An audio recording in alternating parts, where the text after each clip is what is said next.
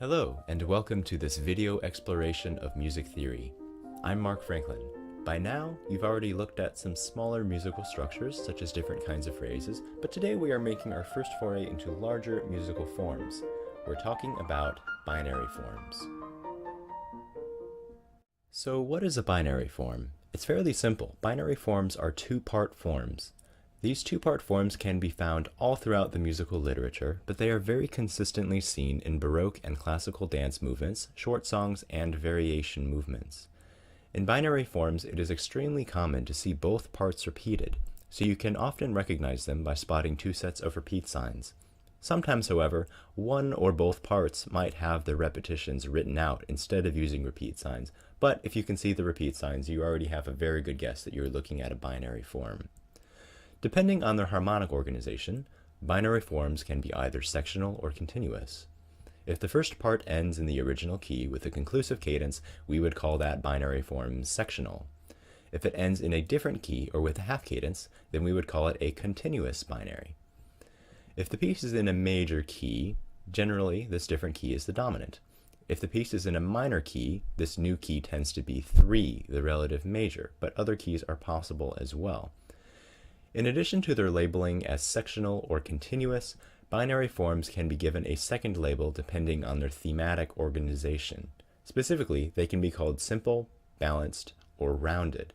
Let's start by taking a look at simple binary. Take a listen to the following example. Right away, we can notice repeat signs outlining a two-part division. For time's sake, we won't take the repeats.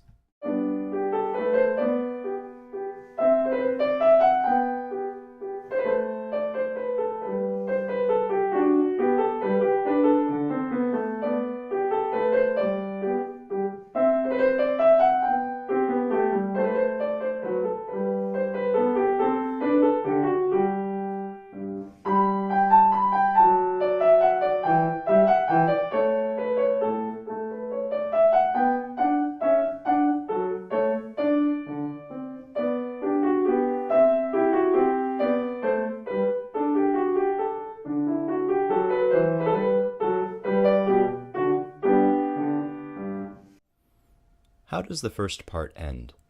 There is a conclusive cadence in the home key of G major, so this is a sectional binary. What about the second half? Well, it starts in G major, but then it shifts briefly to the dominant.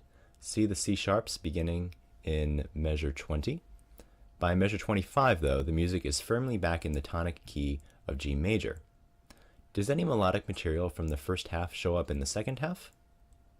Some of the rhythms are a bit similar, but melodically, no, it's all new material. When none of the material from A occurs in the tonic key in B, then we call it a simple binary form. We can label this form A, B. Material from the A section is not repeated in the tonic key in the B section. Simple binaries also tend to have a harmonic disturbance at the start of B, which we also saw, going briefly to the dominant before ending in the tonic. We didn't see this in our example, but sometimes the harmonic disturbance at the start of B might develop material from A in other key areas. In this case, the form would be diagrammed as A prime. Balanced binary forms can be called a kind of musical rhyming scheme because material that occurs at the end of the first part returns at the end of B.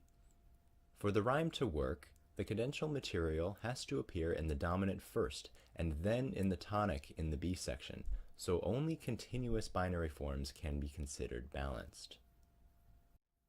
In rounded binary forms, the opening phrase of A returns in the tonic key at the end of the second part, thus rounding out the form. As before, the beginning of B is characterized by a harmonic disturbance before returning to the tonic key. Now, wait a minute. Since we have ABA in our diagram, isn't this a three-part form? While it's true that there are in fact three thematic sections, A, B, A, or A prime, the framing with repeats and the harmonic structure with a disturbance that returns to tonic, just like we saw with our simple binary example, these elements define it as a two-part form. I hope you've enjoyed this introduction to binary form. Until next time, happy listening.